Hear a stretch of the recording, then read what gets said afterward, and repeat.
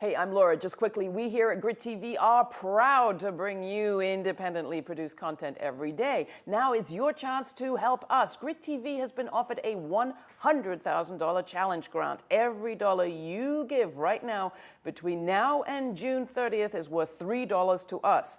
We've only got a few more weeks to meet the match. Will you help? You can donate at our website, GRITtv.org. Meanwhile, enjoy this clip.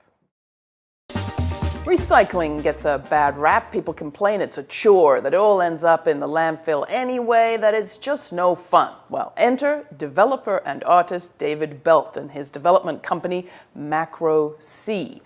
Last year, they challenged ideas on public space by turning city lots into an urban country club. How? Well, they made gigantic dumpsters into gigantic swimming pools to share with their friends.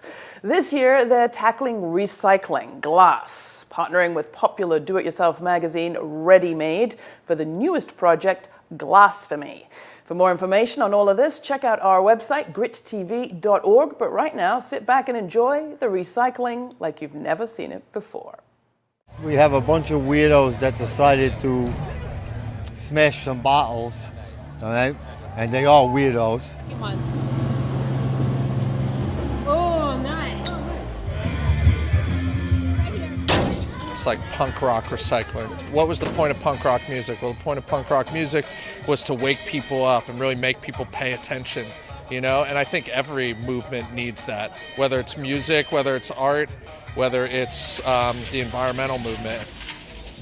It is a glass polishing machine powered by a bicycle.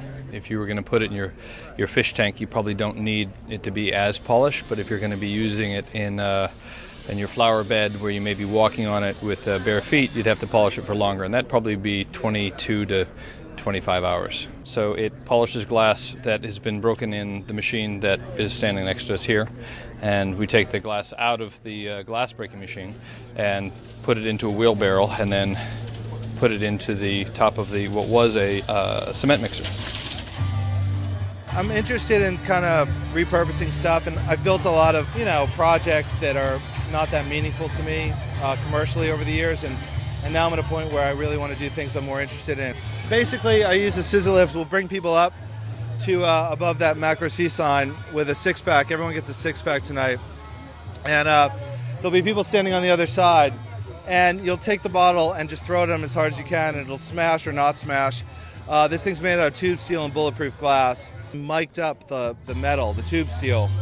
And so when the mic feels the impact, it creates this thing of lights that just shoots lights up. So it just adds a little bit to the clockwork orangey experience of really feeling the impact. It's kind of silly, but it's kind of fun too. Let's make some noise. Let's make recycling fun. Let's make it exciting.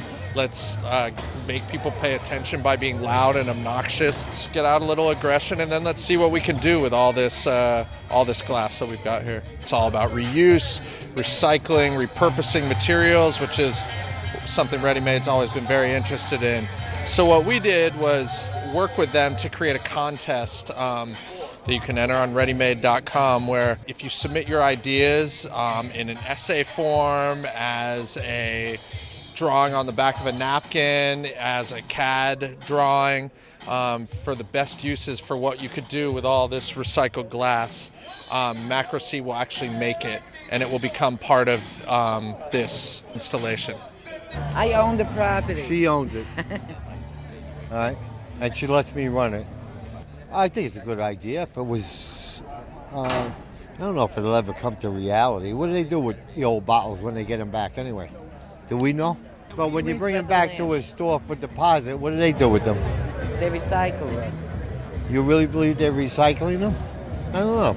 I was really surprised whenever David called me and was like, hey, you know that idea you came up with? We're making it. I originally met David in Philadelphia at a design charrette, and we were basically brainstorming ideas to take over spaces in urban areas, to basically just temporary space takeovers. And one of the things that I suggested was the idea of, why don't we just have a space to actually just break glass or smash things to get out aggression? One of the great things about this whole idea is the fact that it kind of takes into account the uncertainty of people and environments that you can't necessarily control, and a level of spontaneity, which I think really helps bring this concept and the whole event to like a whole nother level. It really helps people get out their aggression as well as recycle at the same time, and it's just an awesome idea, and it's obviously really fun. People are enjoying it. But a lot of the time I'm kind of like, well, I like to recycle, but I don't really know if I believe that it actually does happen. It's kind of like, you've seen all these weird documentaries where they're like, you recycle your stuff and then nothing happens to it. Seeing something like this where you're actually involved with it and then it happens because of that is a lot more real to people. And it doesn't have to be this like hippie thing to recycle. It's just something that should be happening.